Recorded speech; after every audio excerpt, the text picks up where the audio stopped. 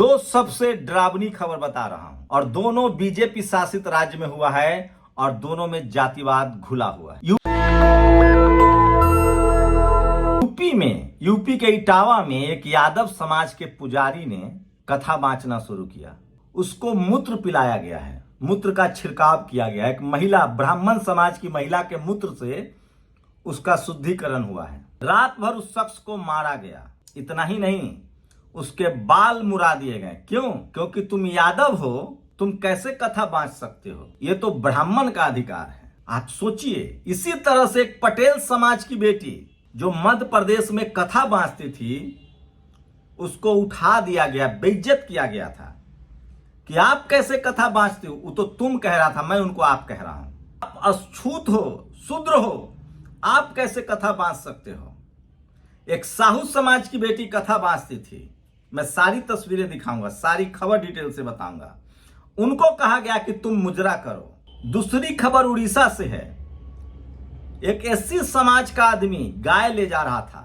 वो अपनी बेटी को गाय दान देना चाहते थे। सोचिए कितना धार्मिक। उसके बाद बजरंग दल के गुंडों ने उनको मारा, उनके पिता पुत्र को बाल मुड़ दिया। आप कल्पना कर सकते हैं? चलिए, राहुल गांधी ने इसको लेकर ट्वीट किया है। राहुल गांधी अब 100% सर्टिफाइड हो गए हैं। अखिलेश यादव ने जहां इटावा को लेकर कहा है कि अगर आरोपियों की गिरफ्तारी नहीं हुई तो बड़ा आंदोलन किया जाएगा। चंद्रशेखर आजाद ने कहा है कि ईंट से ईंट हिला दी जाएगी अगर आरोपियों की गिरफ्तारी नहीं। उड़ीसा में दोनों जगह बीजेपी की सरकार है। राहुल गांधी ने उड़ीसा की खबर को ट्वीट किया है। लेकिन मैं आपको थोड़ा फ्लैशबैक में ले जाऊंगा। बाबा साहब ने सम्राट अशोक का धर्म क्यों अपनाया था? अगर आप धर्मों का तुलनात्मक अध्ययन करेंगे तो धर्म का मतलब होता है बराबरी, मैत्री, करुणा, दया। आप बताइए, हम लोग मनुवाद और जातिवाद के खिलाफ क्यों हैं? मैं किसी धर्म के खिलाफ नहीं हूं। मैं उस जातिवादी सोच के खिलाफ हूं जो इटावा में है। मैं उस मनुवादी सोच के खिलाफ हूं। आखिर आप चढ़ावा सबसे लेंगे जो तमाम ब्राह्मण कथावाचक हैं। इनके यहां कथा सुनने वाले लोग कौन हैं? मैं इसलिए आप लोग को बार बार कहता हूं कि ये इस देश के दलित पिछड़े, अति पिछड़े, किसान, अल्पसंख्यक, आपका धर्म कोई भी हो, आप देखिए कि आप अपने धर्म में लाभार्थी के पद पर हैं। आप पुजारी हैं?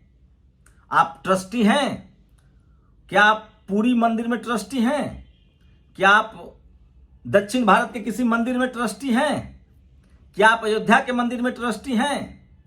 क्या आप बनारस के मंदिर में ट्रस्टी हैं? नहीं। इस देश का 90% हिंदू, 90 क्या 99% जो गैर ब्राह्मण हिंदू है, वो सिर्फ चढ़ावा चढ़ाने के लिए है। आपकी हिस्सेदारी नहीं है। इसका मतलब ये व्यापार है, बिजनेस है। आखिर उस यादव हिंदू से क्या प्रॉब्लम हुई ब्राह्मण समाज को? क्योंकि वो कथा बांच रहा था। और सोचिए, मनुस्मृति में यही तो विधान है, यही तो जातिवाद और मनुवाद है। अभिषेक उपाध्याय जो अब पत्रकार हैं, जिन्होंने टीवी छोड़ दिया है, जिन पर एफआईआर हुआ था, एकमात्र ब्राह्मण समाज के पत्रकार है जिन्होंने कहा है कि अगर यही ब्राह्मणत्व है तो मैं इसको लात मारता हूं। अभिषेक उपाध्याय ने कहा है, क्योंकि उनको लगातार खबर दिखाए जाने के खिलाफ उन पर एफआईआर हो रहा था। ममता त्रिपाठी का क्या स्टैंड होगा ये मुझे नहीं पता, लेकिन सोचिए।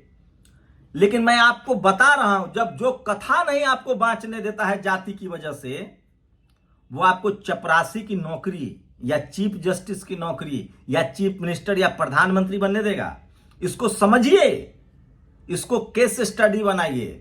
मैं इस देश के तमाम दलित, पिछड़े, किसान, आदिवासी, अल्पसंख्यक, नेता, अधिकारी और आप लोगों से पूछना चाहता हूं, जातिवाद क्या है? जाति कुव्यवस्था, वर्ण कुव्यवस्था क्या है? वो कहता है कि आप जिस जाति में जन्म लिए हैं उसी जाति का काम कीजिए। आप लोहे का काम कीजिए, लकड़ी का काम कीजिए, आप चमड़े का काम कीजिए, आप भैंस पालिए, खेती कीजिए, सेवा का काम कीजिए। और उसमें ना आपको मान मिलेगा, ना सम्मान मिलेगा, ना पैसा मिलेगा। लेकिन जब आप उस काम को शुरू करेंगे जिसमें मान, सम्मान और पैसा है, जब आप जज बनना चाहेंगे, जब आप पुजारी बनना चाहेंगे, जब आप खिलाड़ी बनना चाहेंगे, जब आप एसपी डीएम कलेक्टर बनना चाहेंगे, जब आप सीएम पीएम बनना चाहेंगे, तब आपके साथ जातिवाद होगा। अब जातिवाद गरीब के साथ नहीं होगा, अब जातिवाद उन अमीरों के साथ होगा जो जाति वर्ण कुव्यवस्था में नीचे हैं, जो शूद्र और अछूत हैं, और जिसको बाबा साहब ने एससी एसटी ओबीसी किसान अल्पसंख्यक कहा है। अब जातिवाद, जाति बनाई ही इसलिए गई थी कि आप गरीब, लाचार और बेबस रहें। वर्ण कुव्यवस्था के हिसाब से ब्राह्मण सब काम कर सकता है, पढ़ाई लिखाई, व्यापार, बिजनेस, राजकाज। क्षत्रिय सिर्फ राजा बन सकते हैं, वैश्य सिर्फ व्यापार कर सकते हैं, और शूद्र और अछूत, जिसको एससी एसटी ओबीसी किसान अल्पसंख्यक कहा गया है, वो कोई काम नहीं कर सकता है। और जानबूझकर आप इस देश के राजा थे जब ये देश धर्म के हिसाब से चलता था। इस देश के तमाम जिनको शूद्र और अछूत बना दिया गया, जो किसान जातियां थी, वही क्षत्रिय थे, इस देश के राजा थे। और आपको वर्ण कुव्यवस्था में, अंधविश्वास और कर्मकांड में डालकर आपको पढ़ाई लिखाई, राजकाज, विज्ञान से रोक दिया गया। आपके तक्षशिला, नालंदा, विक्रमशिला जैसी यूनिवर्सिटियां जला दी गई। आप सोचिए। इसलिए मैं कह रहा हूं, आरएसएस, मैं खुल के कह रहा हूं, मोहन भागवत वही व्यवस्था चाहते हैं। लोकतंत्र के नाम पर बीजेपी के लोग वही व्यवस्था चाहते हैं। वो तो शुक्र मनाइए कि बीजेपी में भी पिछड़े, अति पिछड़े हैं, कुछ दलित हैं, इसलिए वो खुलकर ये नहीं कर रहा है, लेकिन आरएसएस यही चाहता है। लेकिन ये बात आरएसएस को समझने की नहीं है, ये बात दलित पिछड़ों को समझने की है कि जो आपको पुजारी नहीं बनने देना चाहता है, कथा वाचक नहीं बनने देना चाहता है, वो चपरासी से लेकर चीफ जस्टिस तक बनने देगा।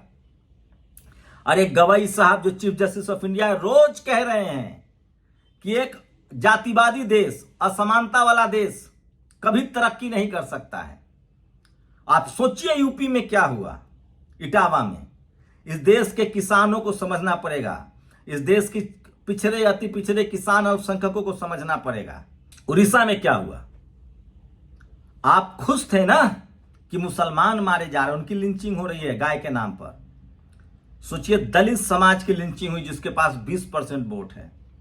इस देश में रोज आदिवासियों को नक्सली के नाम पर मारा जा रहा है। इस देश में रोज निर्दोष लोगों को मारा जा रहा है, दलितों को मारा जा रहा है उग्रवादी कहकर, मुसलमानों को धर्म देखकर मारा जा रहा है। और ये जातिवादी मनुवादी सोच के मुट्ठी भर लोग हैं जो संविधान से नफरत करते हैं, जो विज्ञान से नफरत करते हैं। इनकी पहचान बता रहा हूं मैं। ये संविधान से नफरत करते हैं, ये विज्ञान से नफरत करते हैं, ये आपके बच्चों के लिए, इस देश के 90% लोगों के लिए स्कूल अस्पताल से नफरत करते हैं। ये आपको कथा तो सुनाएंगे लेकिन कथा कहने नहीं देंगे। ये आपसे दान पेटी में दान तो लेंगे लेकिन आपको दान पेटी की चाबी नहीं देंगे। ये आपके शरीर पर कपड़ा नहीं देखना चाहते हैं, या आपके पैर में जूते नहीं देखना चाहते हैं, आपको लाचार और बेबस देखना चाहते हैं। और इसलिए बहुजन समाज के पढ़े लिखे लोगों की जिम्मेदारी है कि इस गैर बराबरी के खिलाफ बोलिए, इससे पहले कि बहुत देर हो जाए।